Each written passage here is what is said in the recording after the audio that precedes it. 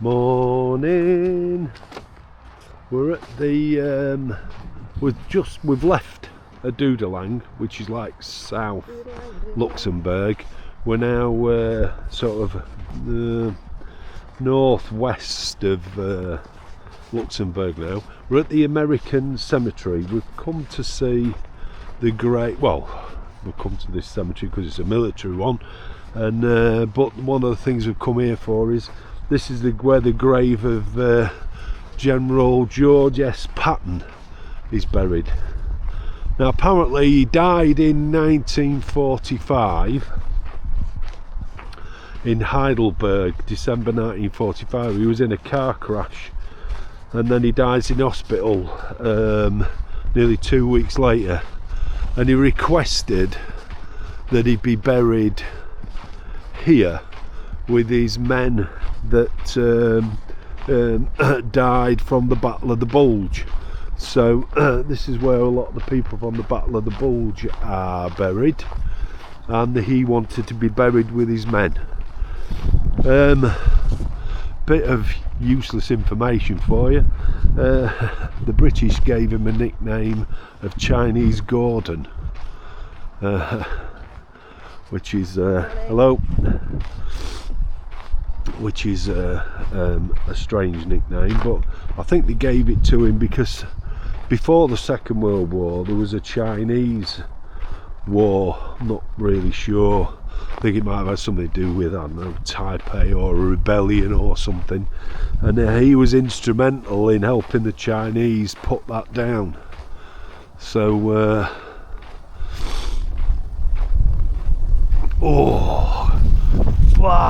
heck, it's cold today.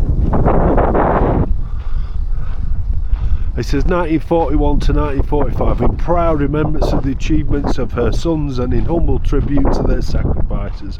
This memorial has been erected by the United States of America. So the graves here, they're all Americans, but Patten is amongst them as well. Yeah, Chinese Gordon.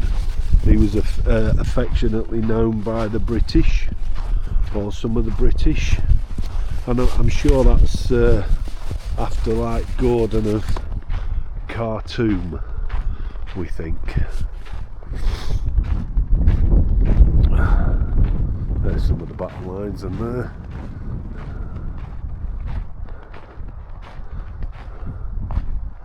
If you wanted to study it, I'll read it for you. It's on the 16th of December 1944, the enemy made his last concerted effort to stave off defeat by unleashing three armies on a narrow front prepared in greatest secrecy and launched under cover of fog and rain. His attack in the Ardennes was initially successful, breaking through on a 45-mile front. His forces penetrated over 60 miles, but American soldiers, fighting valiantly, held the critical shoulders of the salient. Reacting promptly and decisively, the Allies rushed all available reserves to the scene. A furious struggle developed at Saint-Vith, where the enemy advance was stubbornly delayed. At Bastogne, although surrounded for 5 days, American troops, with the help of supplies dropped by the 9th Troop Carrier Command aircraft, maintained their defence. On the 22nd December, the 3rd Army counter-attacked the southern flank of the penetration. The next day, the skies cleared and the 8th and 9th Air Forces plunged into the battle. The 3rd Army continued its advance through bitterly cold weather, reaching Bastogne on the 26th of December. The 1st Army's counter-attack came on the 3rd of January 1945. On the 16th, the two armies met at Houflies. The salient was reduced by the 25th of January. In February, the 3rd Army forced its way through the Siegfried Line, captured Trier, and by the 5th of March had established bridgeheads across the Kiel. The next day it launched its attack north of the Moselle, preceded by aircraft of the 9th Air Force. Its ground troops swept forward to join the 1st Army on the Rhine. Then on the 13th of March, American forces south of the Moselle advanced. Those west of Koblenz swung to the southeast to join this assault. Having cleared the west bank by the 21st of March, the 3rd Army rushed across the Rhine at Oppenheim the next night. And the Third Army was actually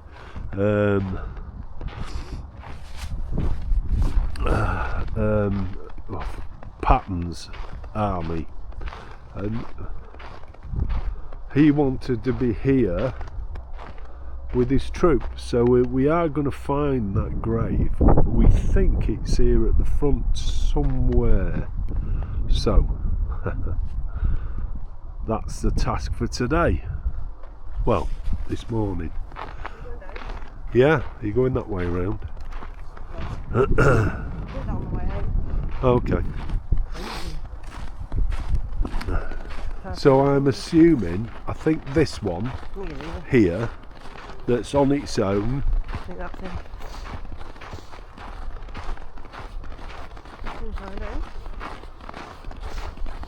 Yeah, we think it's this one because it kind of makes sense as a general in front of his men.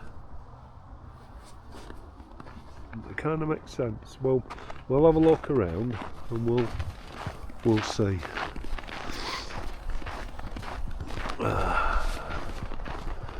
Oh dear. Yeah, mind the steps. I'll tell you what, it's bitterly cold today. It's very icy underfoot, where you know, we've had like rain and sleet, and it's thawed, and then it's frozen and thawed and frozen. But these, most of these, I think, are up from the Battle of the Bulge. Third Army. What? Yeah, there's a Jewish out with the stars.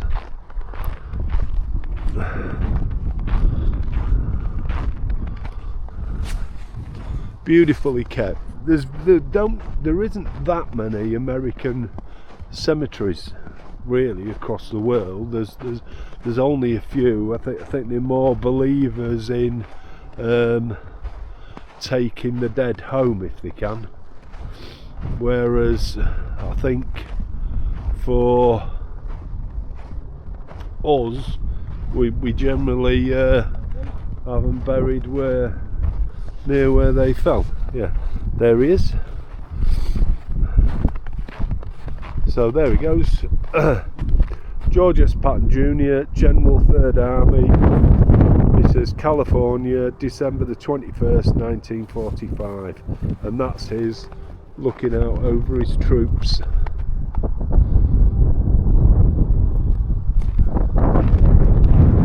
We're not going to look round many of them. We'll have a look round a few. There's too many to see on there. Hopefully some of them will be named and they'll not just be crosses. Yeah. They'll all be named, won't they? Yeah, Carol A. Bromman, Tech 4, 60 Field Hospital, Illinois, January the 7th. Vito Portanova.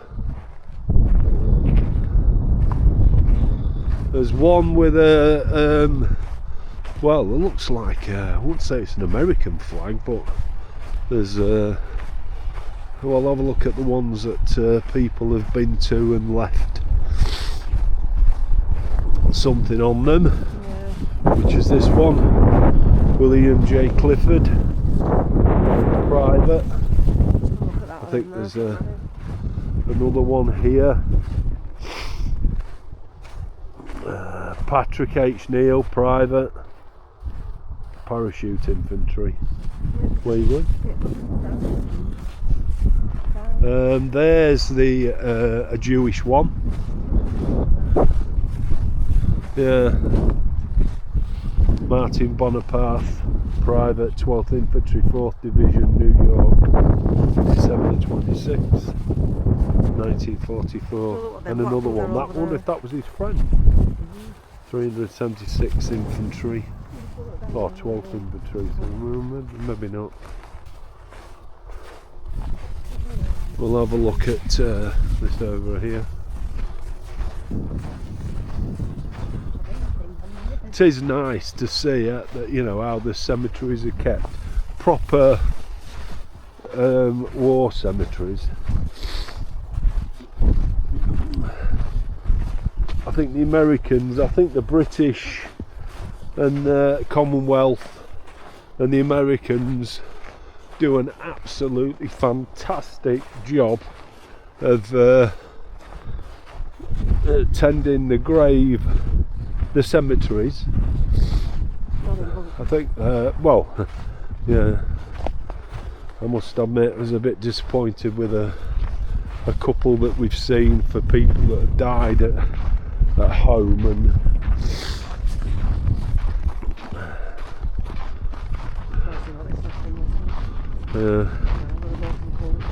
there's no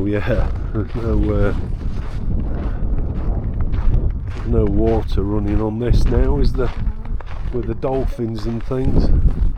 No, there's nothing saying anything on it. Well, it's quite good though, isn't it? Yeah, it's not good. So, right. Okay. Yep, let's go, Batman. It is absolutely, really bitterly cold, and we've been sliding a bit on the road. Yeah, it's not nice. Anyway, today we're going to go and have a look and find these giants that Christine's been collecting. So there's 2 of them to find today, if the roads are not too bad. And then I think we're going to head for Rems. Anyway, I think there's a list there. Here are recorded the names of Americans who gave their lives in the service of their country and who sleep in unknown graves.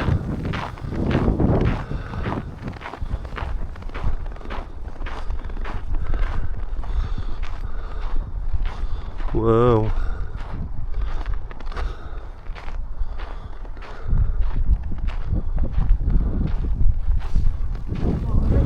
Yeah.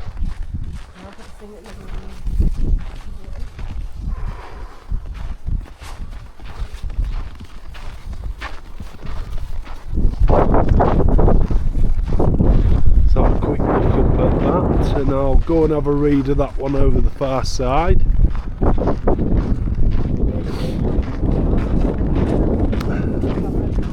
Oh, have you? Are you going to start making dinner? I will want to put clear. Okay, I'll do this first then. Okay, we'll have a read of this one. So this one's on the opposite side. We've read that one.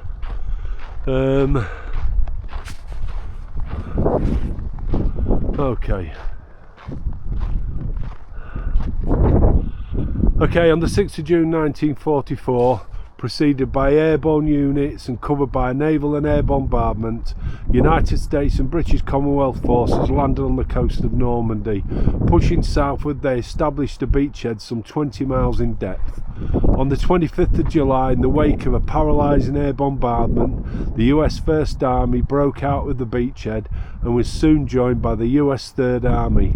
Together they repulsed a powerful counterattack towards Avranches. Crushed between the Americans on the south and west and the British on the north, attacked continuously by the US 8th and 9th Air Forces and the Royal Air Force, the enemy retreated across the Seine. Sustained by the Herculean achievements of Army and Navy supply personnel, the Allied armies and air forces pursued vigorously. By mid-September, the US 9th Army had liberated Brest. The First Army was standing on the threshold of Germany. The Third Army had reached the Moselle and had joined the US 7th and French First Armies, advancing northwards from the Mediterranean. Progress in the next 3 months was slow, the fighting bitter. Metz fell as the Third Army moved into the Saar. The enemy launched in the Ardennes his final major counter-offensive on the 16th of December 1944. Prompt tactical countermeasures and the superb fighting qualities of American soldiers and airmen halted this drive. During February and March, the west bank of the Rhine was cleared. In rapid succession, American forces seized the bridge at Remagen, crossed at Oppenheim, then joined the British in the major assault north of the Ruhr. Sweeping across Germany, the Allies met the advancing troops of the USSR to force the complete surrender of the enemy on the 8th of May 1945, 337 days after the initial landing in France. There you go. We'll have a look at this inside this memorial there. There's Christy, she's going back to cook some dinner. So with a bit of luck, when I get back, it'll be nice and warm in the van. We're having bacon and eggs. Anyway, back to this. Here is the enshrined memory of valour and sacrifice. So restoration in progress. We can't actually go in, but we can have a look at the door. So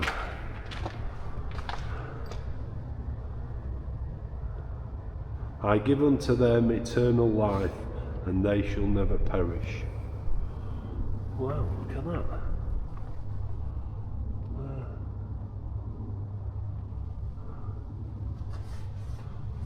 I can't see that.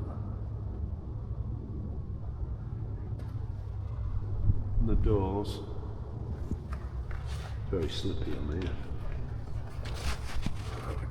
I just cannot see around the corner enough to read what it says on those walls. You might be able to reach my camera in, and you might be able to read it yourself. There you go. And I'll do this side as well. I think it's take unto thyself, and I can't see any more from there. Brilliant. Whoa, whoa, whoa, whoa, this is slippy. Right, that's it.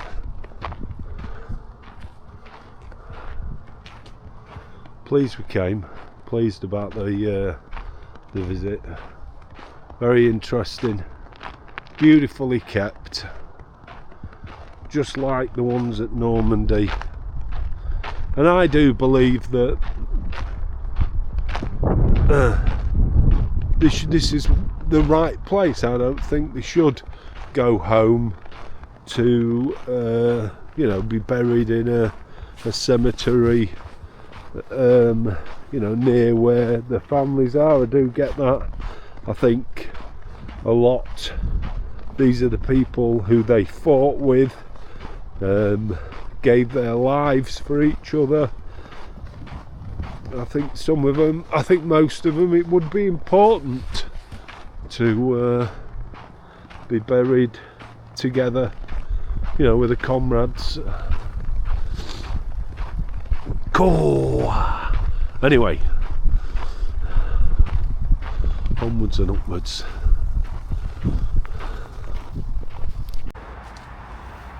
We're in Reims now.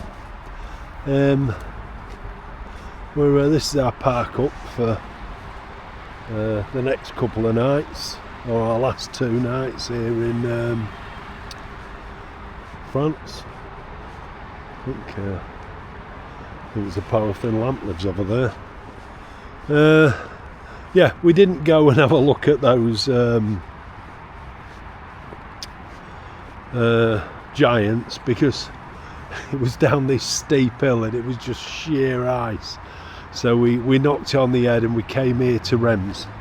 We're here for the afternoon, and then we'll be for this afternoon we'll spend all day tomorrow, get up in the morning, and then we're on our way home.